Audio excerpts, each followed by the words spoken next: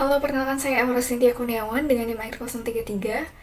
Di sini saya akan menjelaskan salah satu penyakit hewan yang disebabkan oleh bakteri, yaitu penyakit antraks. Baik, kita masuk ke bagian pendahuluan. Jadi penyakit antraks ini adalah penyakit infeksi yang disebabkan oleh bakteri bernama Bacillus anthracis. Penyakit ini dapat mempengaruhi hewan, termasuk ternak dan mamalia, serta manusia. Antraks dapat memiliki dampak serius pada sektor pertanian dan kesehatan masyarakat. Oleh karena itu, pemahaman yang baik tentang penyakit ini sangat penting. Penyakit antraks telah menjadi perhatian selama berabad-abad karena dampak yang signifikan pada hewan dan manusia.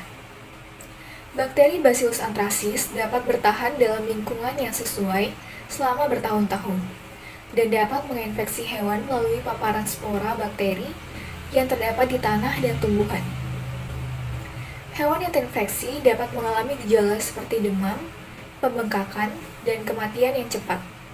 Selain itu, manusia juga dapat terinfeksi melalui kontak dengan hewan yang terjangkit atau produk hewani yang terkontaminasi.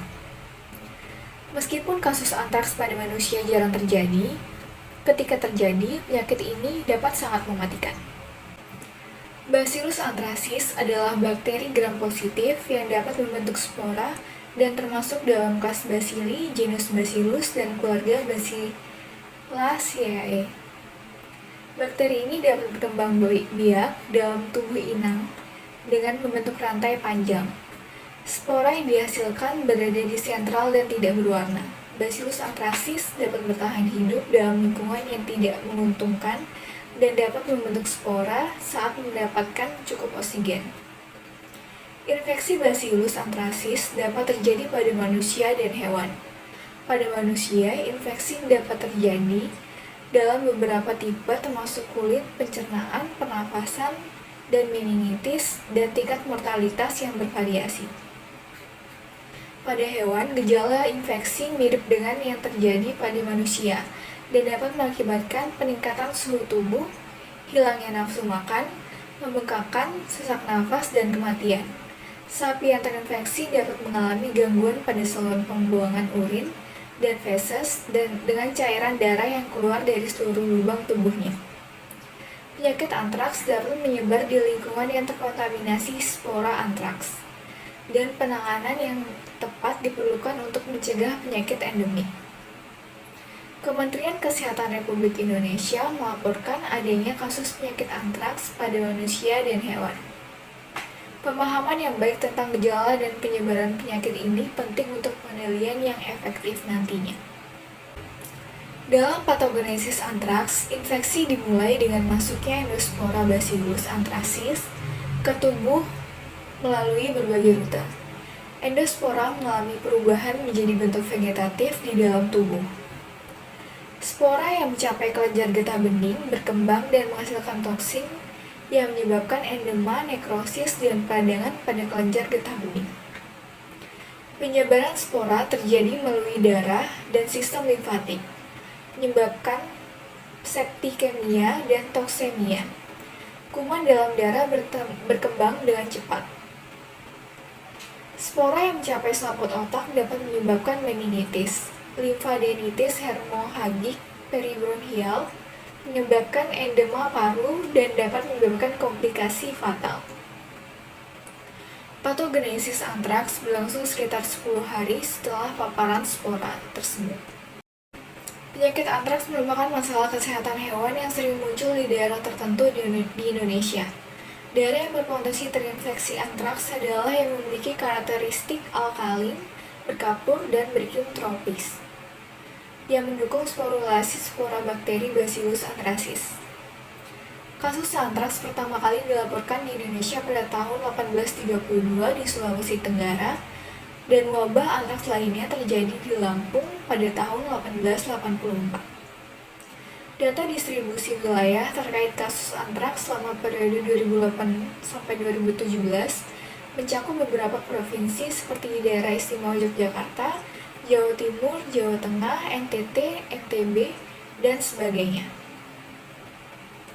Wilayah yang mengalami endemis antraks bisa membahayakan manusia, dan penularan dari ternak ke manusia bisa terjadi melalui kontak langsung maupun tidak langsung. Faktor-faktor seperti curah hujan, musim, iklim, dan suhu lingkungan berpengaruh pada kejadian penyakit antraks pada hewan ternak.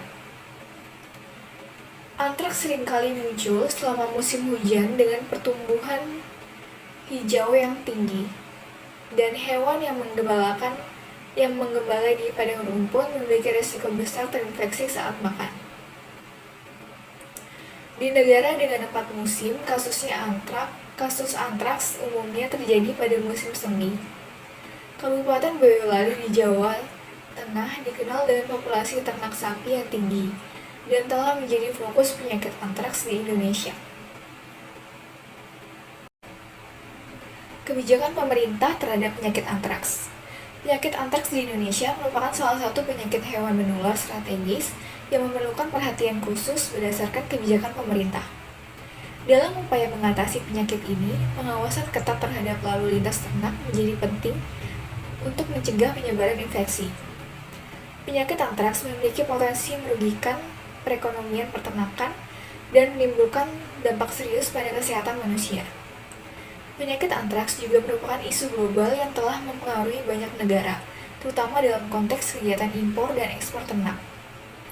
Dampak ekonomi yang signifikan terjadi akibat kerugian yang ditimbulkan oleh kematian ternak dan hilangnya mata pencarian bagi mereka yang bergantung pada pertanian pastoralisme.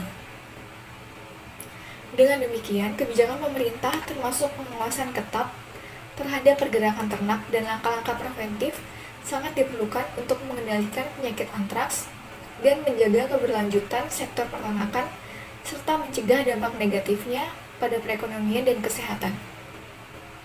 Kebijakan dan tindakan terhadap penyakit antraks mencakup berbagai aspek pengobatan, pencegahan, dan pengendalian.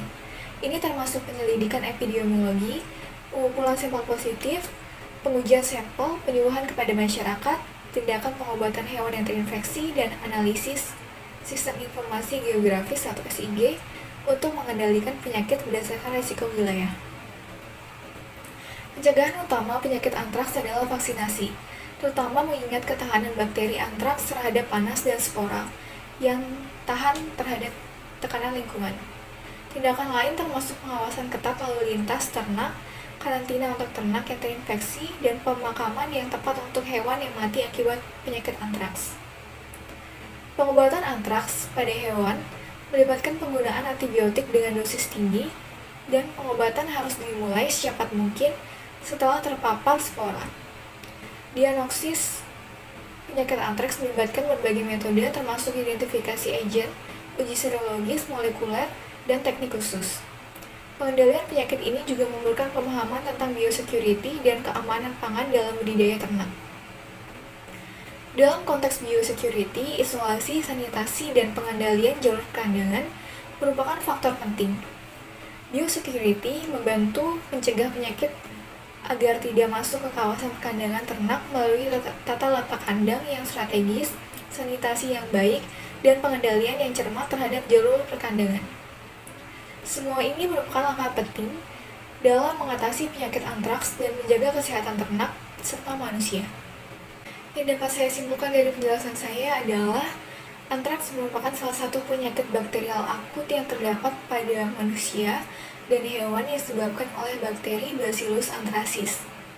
Penularan penyakit tersebut bersifat zoonosis sehingga memerlukan perhatian khusus untuk proses pengendaliannya. Pemeriksaan kesehatan ternak secara rutin dan kebijakan pemerintah diperlukan guna menekan kejadian penularan dan penyebaran penyakit ini. Vaksinasi secara teratur dapat mencegah infeksi antraks.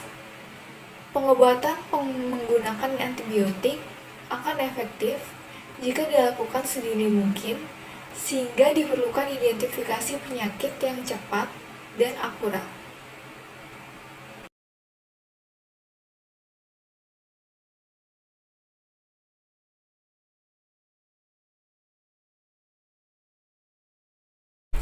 Baik, sekian penjelasan saya mengenai penyakit antraks. Mohon maaf jika ada kekurangan. atau kesalahan, saya ucapkan terima kasih.